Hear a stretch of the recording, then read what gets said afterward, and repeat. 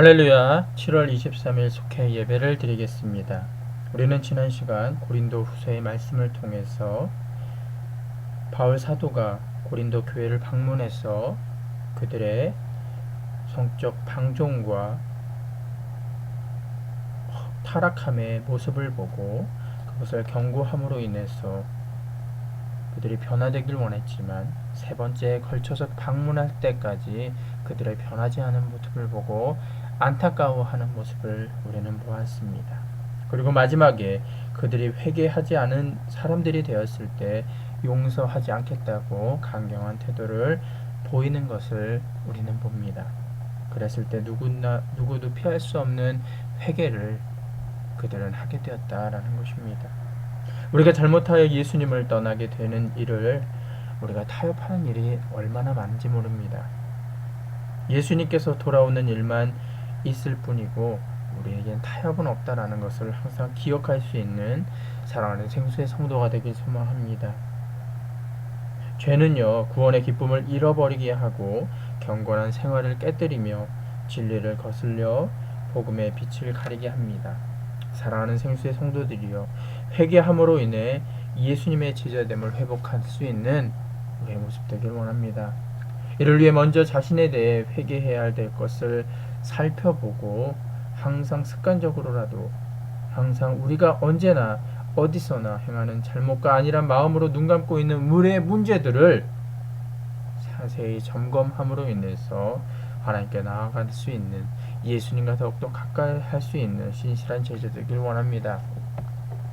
오늘 우리에게 주신 하나님의 말씀은요, 갈라디아서 2장 6절에서 9절의 말씀입니다.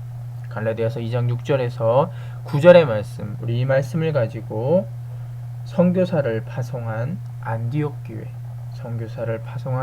교회라는 제목을 가지고 은혜 받는 시간 되도록 하겠습니다. 처음 교회는요, 예루살렘 교회였습니다. 스데반 집사의 순교가 있은 후에 예루살렘 교회에는 엄청난 커다란 큰 핍박이 시작되게 되었습니다. 그로 인해서 사도들을 뺀 모든 믿는 자들은요, 가까운 유대와 사마리아 지방으로 흩어지게 되었습니다. 그 가운데 빌립이 사마리아 성으로 가서 하나님의 말씀을 전하여 큰 성과를 거두게 됩니다. 또한 박해에 앞장섰던 사울이 다메섹으로 가던 도중에 부활하신 예수님을 만나는 극적인 경험을 하면서 이제는 하나님의 아들이심을 증거하게 됩니다. 예수가 그리스도이심을 담대하게 증거하는 전도자가 되게 되었다라는 것입니다. 사울은 다메섹으로 가는 도중에 하늘로부터 내린 빛으로 인해 사흘 동안 보지도 먹지도 마시지도 못합니다. 예수님이 아나니아를 사울에게 보내려고 하시자 아나니아는 사울이 성도들에게 큰 해를 끼친 사람이다라고 예수님께 항변합니다. 그러자 예수님께서는 무엇이라 했느냐?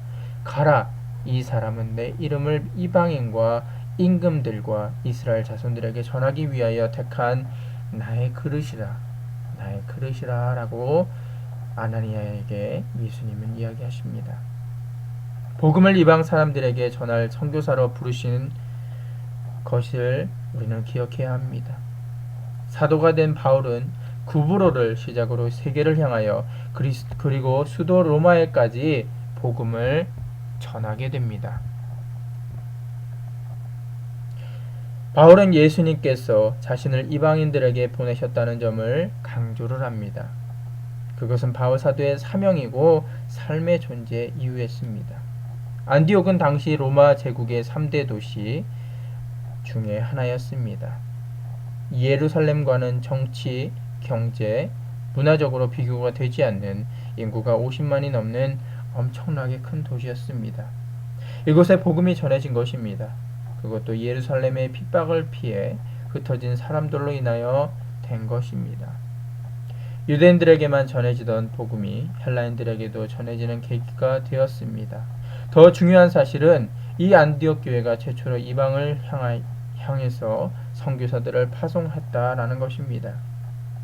사도행전 13장을 보면 안디옥 교회는 금식하며 기도하여 두 사람을 파송하게 됩니다. 바로 그 두 사람은 최초의 선교사가 된 바울과 바나바입니다. 예루살렘 교회는요, 성령의 충만함을 받고 대부흥이 일어난 최초의 교회였습니다. 그러나 복음이 유대를 넘어서 사마리아와 땅끝까지 가야 한다는 예수 그리스도의 명령을 지키는 데는 한계가 있었습니다. 결국은 핍박을 통해서 세계로 향하게 되었을 때 성교의 중심이 예루살렘 교회에서 안디옥 교회로 옮겨지게 된 것입니다. 교회는 선교를 위해서 존재합니다. 전도와 선교는 다른 것이 아니라 성도는 전도함으로 예수님이 함께 하시는 은혜를 경험하게 된다는 것을 기억하면서 선교사를 파송하는 것은 예수님의 본질적인 명령을 따르는 것이고 후원하는 일이고 그것이 바로 선교다라는 것을 기억할 수 있는 우리 모두가 되길 소망합니다. 복음을 전하며 선교사를 보내고 돕는 교회는 살아있는 교회이며 오늘의 안디옥 교회가 될 줄 믿습니다. 반면 전도와 선교를 등한시하는 교회는 주님의 능력을 경험할 수 없다라는 것을 기억하면서 전도와 선교와 예수 그리스도를 전함에 부족함 없는 우리의 모습 되길 원합니다. 허드슨 테일러 선교사가요, 중국에서 성공적으로 선교의 열매를 거두고 있을 때 한 젊은 선교사들이 여러 젊은 선교사들이 방문하게 됩니다. 그들에게 물었습니다. 허드슨 테일러는 다음과 같이 이야기를 합니다. 당신들은 왜 선교를 시작하게 되었습니까? 당신들은 왜 선교를 시작하게 되었습니까? 라고 물었습니다. 젊은 선교사들은 힘있는 목소리로 다음과 같이 대답했습니다. 저는 이 황무지 같은 중국 땅에 교회들이 서는 것을 보고 싶습니다. 다른 사람은 저는 중국 사람들이 복음을 듣고 이 미개한 삶에서 벗어나기를 바랍니다. 그러자 허드슨 테일러는 미소를 띠며 다음과 같이 이야기합니다. 나는 아닙니다. 중국이 사랑스러워서도 아니고 이곳 생활이 즐거워서도 아닙니다. 모래 바람이 일고 험한 사람들이 살고 있는 이 황량한 마을이 과연 좋을 리가 있겠습니까? 의아한 듯이 그들에게 계속해서 쳐다보는 그들에게 허드슨 테일러 선교사는 다음과 같이 말을 합니다. 그러나 이곳에서 일할 수밖에 없는 이유는 하나밖에 없습니다. 그것은 예수 그리스도께서 나를 위하여 죽으셨기 때문입니다. 이 말이 무엇입니까? 우리가 선교를 하는 것, 그것은 바로 예수 그리스도께서 나를 위하여 죽으셨기 때문에 다른 이유가 아니라 예수 그리스도를 바라보며 우리가 해야 되는 것, 그것은 예수 그리스도께서 나를 사랑하신 것처럼 나도 다른 사람들에게 그 사랑이신 예수 그리스도를 전하는 것이 마땅한 우리의 사명이며 우리의 목적이 되어야 된다라는 것입니다. 사랑하는 생수의 성도들이여, 항상 우리와 함께 계신 예수 그리스도의 그 사랑을 많은 사람들에게 알릴 수 있는 우리의 모습 되길 원합니다. 다 같이 기도하겠습니다. 사랑과 은혜가 충만하신 주님, 감사를 드립니다. 우리 오늘 갈라디아서 2장 6절에서 9절의 말씀을 통해서 선교사를 파송한 안디옥 교회에 대해 배웠습니다. 처음 교회가 예루살렘 교회였지만 그들이 핍박받음으로 인해서 유대와 사마리아 지방에 흩어지게 됩니다. 그렇게 되었을 때 바울을 통해서 안디옥에 복음이 전파되게 되었고 끝내는 안디옥 교회가 세워지게 됩니다. 안디옥 교회는 최초의 이방 선교사들로 바나바와 바울을 파송하게 됩니다. 그 안디옥 교회는 이제는 예수 그리스도의 복음의 중심지가 된 것입니다.